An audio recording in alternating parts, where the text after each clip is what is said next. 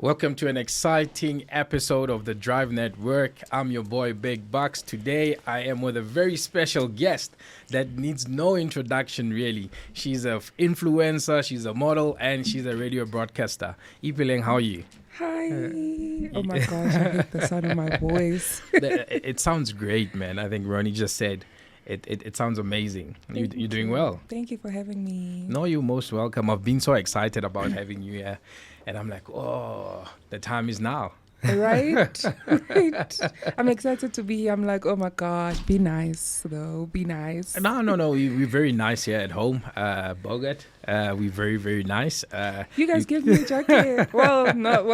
Yeah. You know, it looks great on you. Right? It goes with the outfit. Everything is perfect, right? Thank you. So, tell me, quick one. I think I noticed something more to do with a particular vehicle that you were given, and you spent some time with that vehicle. Oh my gosh. Right? Yes. It's a Suzuki, right? Yes, it is. And what would you say was your experience with that particular car? Oh my gosh. So I got a Suzuki. Yeah. It was great. I do love cars. Well, sometimes. Sometimes I just want to be a passenger princess. Yeah. But it was actually great. I learned a lot about the brand. I Yeah. think a lot of people look at Suzuki and they're like, Not the one. not the, it's a style saka. Yeah. But, you know, like getting the chance to actually drive around with it was so cool. It's quite big. It's safe for petrol. That's quite important. Too much, I don't yeah. know a lot about cars. In Exactly. me, I just know it was spacious. It was automatic. It got me from place A to B. It's a great car. It's quite affordable as well. You're going to save a lot when it comes to petrol. I remember I went to the Northwest with it. My grandmother's like, "Orekile kula mnaka." Yeah, we were killer for that time. I was like, you know what I mean? Yeah. But it was great, man. It was really great. No, like I think from a fuel consumption perspective, my experience with the Suzuki was when I went to Namibia. Okay. So I flew in and I got a Suzuki. I just forgot the name, right? But it's the same. It has a collaboration with the Toyota. Oh, They okay. look the same. Oh, but yes. Is it the Franks? Not the Franks, but the one before that. Okay, cool. So I'll remember the name as we go, right? Okay. So I drove that thing. The fuel was not going anywhere. It was not. I can imagine. So the Toyota make of it also benefited from a fuel consumption perspective. Really? Because it does save fuel. It really does save fuel. So you said you like cars, right? And The ones I know. the ones you honestly. know. Great stuff. So what would you say is your maybe dream car at this particular stage, right? What would you say is your dream My car? dream car has always been an M5. Trust me, I saw it one day. Ne? It's a funny story, actually. I was in a queue, go home my face Yeah. in Pretoria. Basically, more lining, it was T2. I'm waiting for my passport. This was like before COVID. Yeah. And this beautiful car comes, and I'm like to my little brother, "Can you give BM? Give BM in," you know? And he's like, "It's an M5," and I'm like, "Damn, it's in South Africa." Yeah, you know? It was a gorgeous car. Loved it from there. I don't even know how it looks today. Like, is there like a new one or whatever? Because I saw it a while ago, but I loved it. You know. There's a new one that launched. It hasn't touched down yet. Mm-hmm. So I think with the M Fest coming up, it will touch down. Hopefully BM sees you and invites you there, right? Oh my because it's a gosh. correct brand that you like. I'm a BM guy as well. Yeah. So an M5 is a really nice car.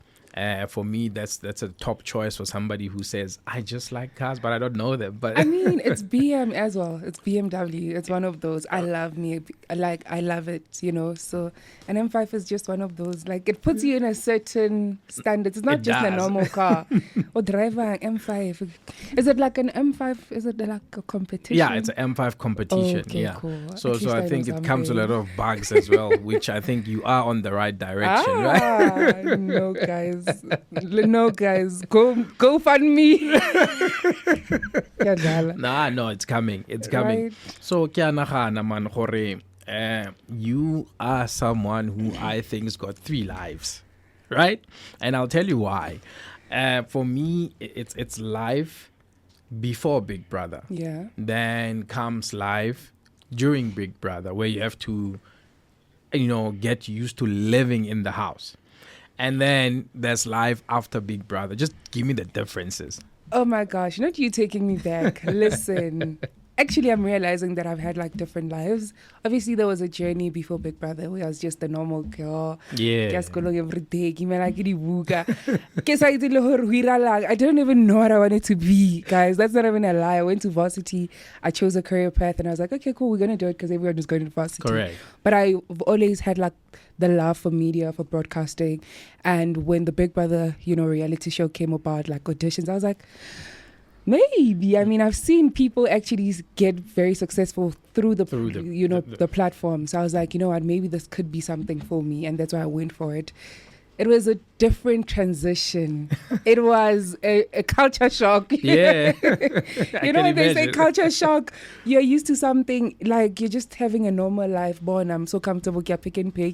Sleep. Absolutely. I'm not even worried about anyone, anything like that.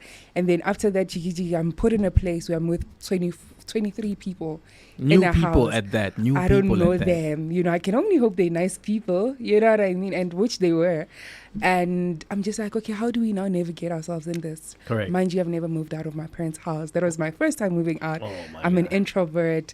I haven't even done things people my age have done and experienced. I'm still, and I learn on a public platform where everybody's watching. Everybody's watching. I learned to express myself. I learned to tap into different perspectives of myself that I didn't even know about. I didn't know I was competitive. I was like, what? I didn't know I was a gamer. I didn't know I was good at so many things. But I think that's one thing I appreciated about the platform and the whole transition of me being a normal person, going into the house, then coming out. Oh my God. I think I'm more interested in the coming out, right? Because I think you come out and there's so much expectation now, right? But you also need to acclimatize to what now is the new life for IPELENG. Oh my gosh, let me tell you guys, I'm not trying to be like, oh my gosh, not excited to say. I didn't know anything. I didn't even know what to expect. I mean, I look at people that went to Big Brother Mzansi. I'm like, you guys have life figured out so much. Yeah. I didn't even know where to start. I came outside the house. Let me tell you, for the very first Sunday, I get confused. They're taking you to media rounds, you're doing this.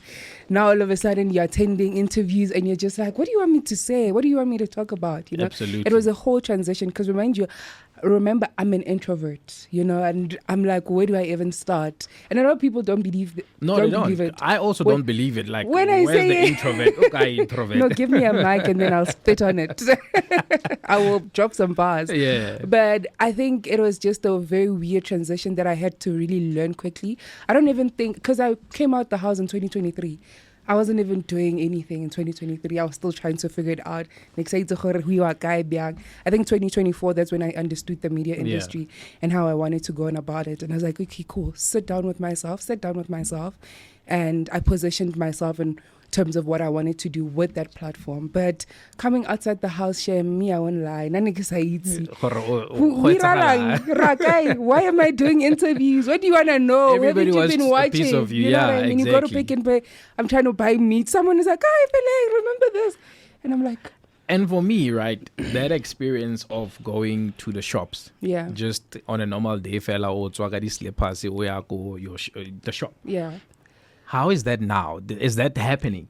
It's still happening. And how is it any different from the time you went out before, like your first life? Like, oh my gosh. I think when I went out the first time, I was still very scared. I didn't understand it. I didn't understand how people had to know so much about me. I mean, I get and acknowledge the fact that people loved me and all that, but I didn't understand it. Like, I know it's a thing of mentally, I'm not very well because I'm thrown into a life I don't know. So you're just like, can we have a picture? I don't know if you're coming at me with great intentions or not. So I was still very scared and worry about, the kind of people that I even associate myself with. I mean, it's a simple picture. You just have to smile. You just have to be there. But also you don't know if a person because and out there. But now that I understand it, I don't even mind it. I'm just like, I'm gonna have this awkward smile when someone recognizes me. I'm like, hi, is it you? I'm like, no, I know it's you? not me, but yes, it's me. I think now I'm comfortable with it, and because I don't also regard myself as a public figure or anything like that. But you are.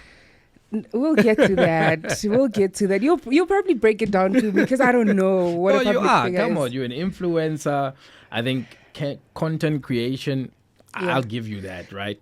And I think the numbers do You know, translate. you're the one that just gave me that influencer title today. Non-executive influencer, Shem. Okay, now why you are an influencer, and I think I've actually discounted your introduction.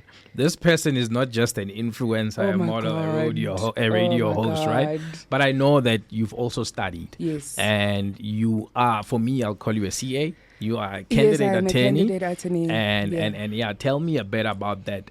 Where you come from. Did you always know that you wanted to be a candidate attorney, a broadcaster? How? Take me back. How's that? Ooh, I think I was one of those kids that grew up I had like low self-esteem issues, right?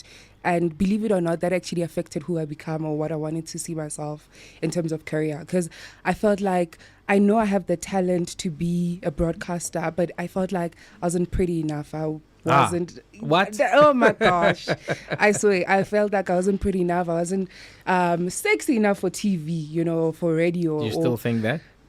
Sometimes I do. Come on. I'm not even carry on. lying. But I didn't think that I would be warmly accepted into the media industry.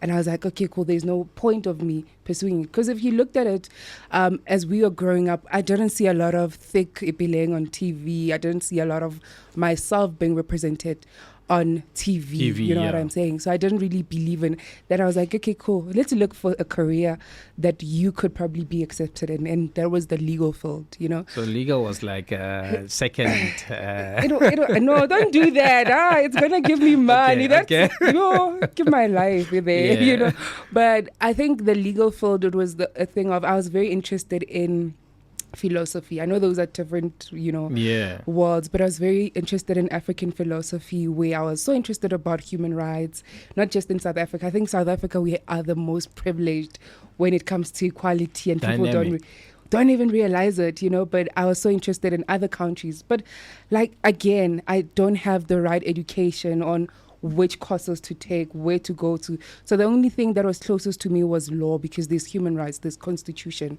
So that is something that I was like, okay, through that, maybe I'll just navigate it myself. You know what I mean? But as I grow old, and when I got to complete my degree, and I was like very thankful to myself for even taking that course, because I'm realizing that is something that is about to change my life. You know what I mean? I needed to put myself in a situation where I understood it, because dreams change all the time, especially when you grow older. You realize that you wanted something, you realize, it's not for me. You know what I mean? So when it comes to the legal field, it's something that I'm still trying to figure out. I mean, I did my LLB, I did my PVT, my practice. I was doing it from January. I finished in June. July. I think it's July now. Yeah. June. It wasn't the easiest. Well done. Congrats on that. Oh, thank you. It was just a lot. Going to school late, coming back at 9. And it was just a lot. But I'm so thankful that I finished that. Now I'm just proceed and see where it takes me. So yeah. No. I think there's a good future. And I think if you are a law firm watching, right, here's a candidate attorney. And I think be smart from a business development perspective. She's got a huge following. Don't so say that. you can use that for business. But take me back to where IPELENG grows up, right? Yes. How's the background? How's the family set up? Just take me back. So, I grew up in the Northwest. I was raised by... You know what? Oh, shout out. Shout out. I'm also from Northwest, by the way. No, but I'm from Bojana district. Just behind Pretoria, I think. Yes. Yeah, no, yeah. Give us Pitori. Exactly. Shout outs. I'm done. But yeah, I grew up that side. I went to school that side, raised by everyone in my family, from my grandmother, my grandfather, everyone raised me. I mean, I'm the firstborn, by the way, so my parents had me when they were like not too young. I think my mom had me when she was like 23 That's a or decent 21, age. around there. Hi, mom. Around there. And then she obviously had to go, you know, pursue her dreams and whatever she wanted to be. Then I was like every other child, left with my grandparents to grow me, to raise me. And then honale mamuholo, honale, you know. And then that's why I get every single Everyone, person, you know, my older brothers. I call them brothers, they're cousins, but my older brothers. And I was those children, like I was very liked within the community, I'd say. You know what I mean? So the introvert was never there, right? No, I didn't know about introvert until I came to Joburg. That was like a whole complete transition. You know, I mean, I went from being this popular girl from in the villages, you know, I'm like, you know, I decent. Yeah. Because I'm like transport. So it seemed like everything was just fine. I grew up, you know, wow. It wasn't like the richest family, but my grandfather would make sure that we have everything. My dad, oh my gosh, I have like fond childhood memories of my dad and I rajuili molo kilo munyan, like it was just me and my dad and regular pie, guys, you know what I mean? Yeah. So it's just, and pie was a thing at the you time. know what I mean? So it is the thing of I just grew up with Lerate Lindsay in my family, where just everyone was just, you know, loving each other, you know. So then I came to Joburg. And I went from being this loved girl to, you know, in a small community to now everyone does not even know your parents. You know what I mean? You're starting from scratch and you just had it so easy. Now you're just like, where do we start? Yeah. and then how do the parents feel right now? Because I think going back to Rona, especially African people, right? Yeah. Our parents banale that resistance towards what do you call this, talent, Yes. going for what you really love versus going to school. Because I know I was a good soccer player, bro. My dad, Oh my God. dad was Yeah. one of the most strict dads in the township. Too much. By the way, they used to call me General Shakes and Oh, stuff like that. wow. So I'm a dribbling wizard. Oh, nice. Okay, in my time. Oh. Right now, I still wish Jorge, the body can do what the brain wants to Yeah, do. but But we play for fun. Yeah. We play for fun. So my dad said, no soccer for you, brother. Obviously, because we had other soccer players around my neighborhood that went abroad, came back, nice. had no money anymore. And that's his benchmark. That's his reference. It's like, no. Your brother went to school, he's still doing fine. Your other brother went to school, he's still They're doing still doing fine. fine, So yeah. that's where you're going. Yeah. So how is the background at home maybe towards you pursuing your talent Yeah. versus school? But you've done both, but I'm just interested in knowing, Jorge, what was the feeling? How was the support like on that front? Excuse me. It's actually very quite interesting, right? With my grandmother, for example, I remember when I was growing up with my grandmother, and she was like, one day we were watching Maps Maponyane on TV, right? I don't know if it was whatever he was doing, I don't know, but yeah. And my grandmother is like, IPELENG, please, all the baby pictures you must put aside for one day when they need them on TV. Oh wow, vision. Right? That is crazy because look at me today. There was a Wow. point where my Wow. pictures were actually needed on television, Wow. you know. And then you have my parents. My parents are both academics. They're both teachers, right? Now that's worse. How do they even Right? allow That's why you to there's do? two worlds here. It's very weird. And then my dad is like, both my parents are very supportive in everything. But it's a thing of you need to go to school. You are not going to just, you know, chill and say that this is making money. You're going to have both. My dad was so proud of me when I graduated, you know, and then he's still so proud of me even now when I'm able to be an influencer, you Correct. know, work with different brands. But he realizes something that I want to do, and I've made him proud with graduating. And then at some point, he knows that I'm going to be grown and mature enough to be able to match the two. Absolutely. Oh my gosh, I'm sorry about that.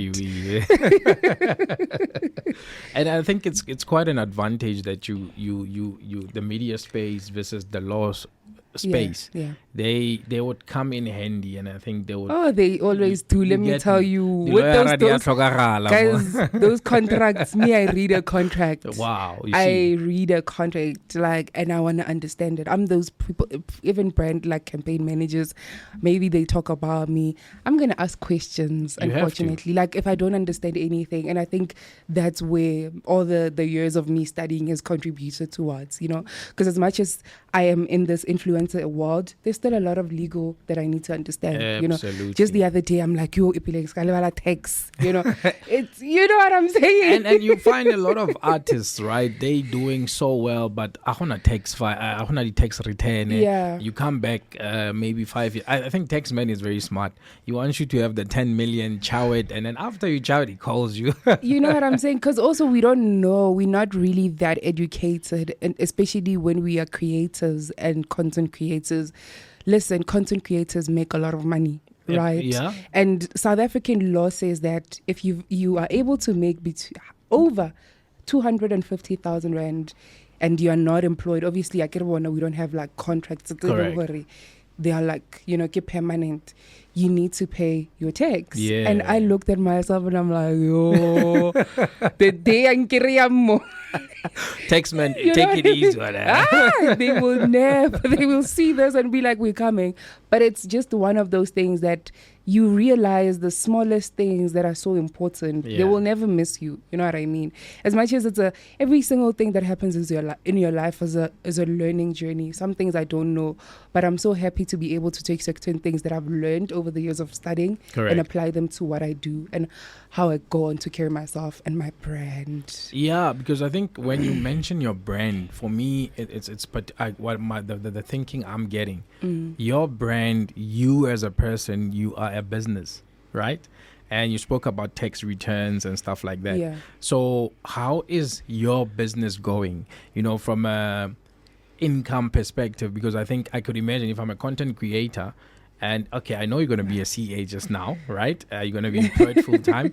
I'm saying it's going to happen. It's going to happen. Thank you. So today you are living off your business.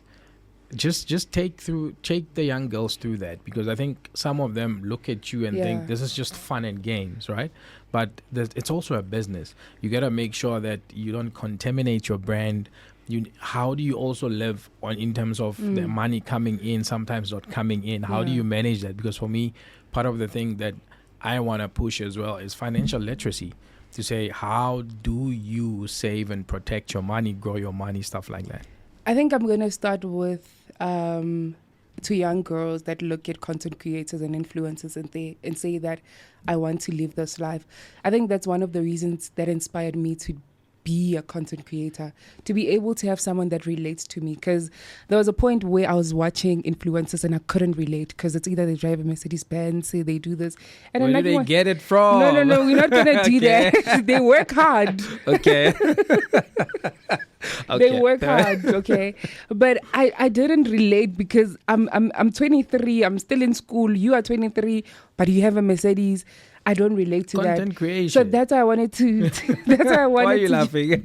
Because you're distracting me. I hope no one drives a Mercedes Benz. They will drive BMWs, so it doesn't seem like I'm coming for someone. I know some of them, but it's fine.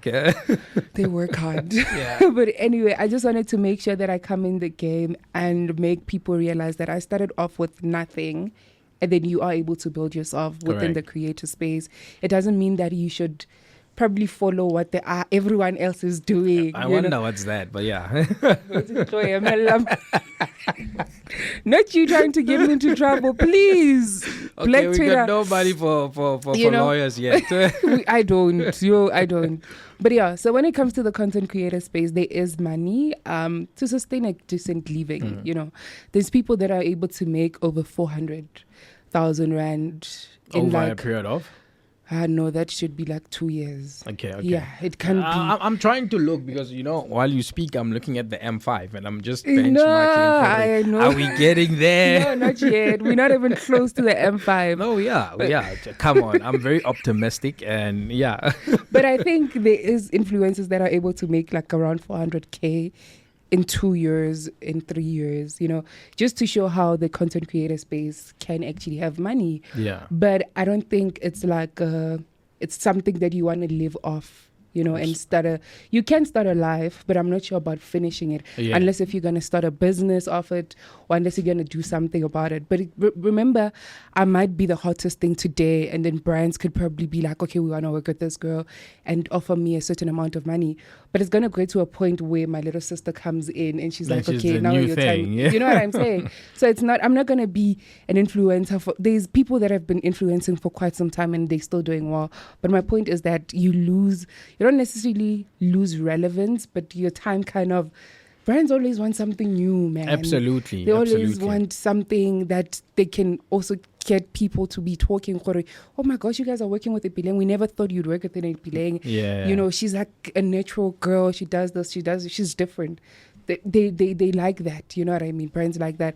But you are able to make a good, decent amount of money, but to sustain your life, no. You can buy property. Yeah.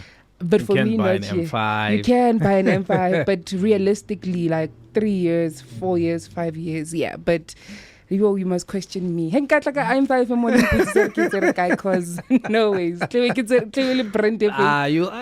don't know. 1 million. One of the breads. You never know. Guys. Okay, so I'm starting to question these other. No, but remember, we work on different brands. So I could have my numbers right now and say that this is how much I've been able to make, right? But also, it's guys. Come with it. This is very interesting. Yeah. So there is like influencer, there's like a level to this, right? So you must realize when there's like campaigns and all that, we not all have the same followers. Yeah, so there could be someone that has 10K, someone that has 200K, then there's someone with 1 million. The person with 1 million will not get how much I'm getting. Definitely. They're getting more. You know what I'm saying? So it's different for every single person. So I could be getting like sharp or enough to buy Mrs. Mitre, and then someone could be getting enough to buy a car. Correct. It's a numbers thing. Okay. It's a numbers thing, you're correct. Yeah. And I think it comes with appreciation of the numbers. I'm still at 10K. I can't expect to be like someone at 300K or 400 or a million. So it's a process. And I appreciate that. So looking at the M5, let's see how we're getting to that M5. I'm just going to give you a figure. So I think we're not even talking about the new one, right? I'm just Googling now, like a 2022 M5 BM M5 competition. Yeah, maybe we got a swiper today. They selling it for about 2.3 million. I don't have that. It's a 2022 model. It's got about it's got 1,700 kilometers. And I think if you're looking at an influencer salary, you are going to pay around 43,298 per month. I think your insurance as well, because you're an influencer going around, maybe look at about 10K. So look at for, I think, tires, one tire for that car. I think 10 blocks. So it's another 10 for one tire. So just budget 40K. Me, I just afford the tire. I afford the tire without the car. I'm paying the tire, it's fine. There's also fuel. I think you talk about 15 blocks for fuel every month. So are you serious? Yeah, because it's Chow's fuel. I think if it's a daily for you, then maybe 15K. It might run short. You guys have money.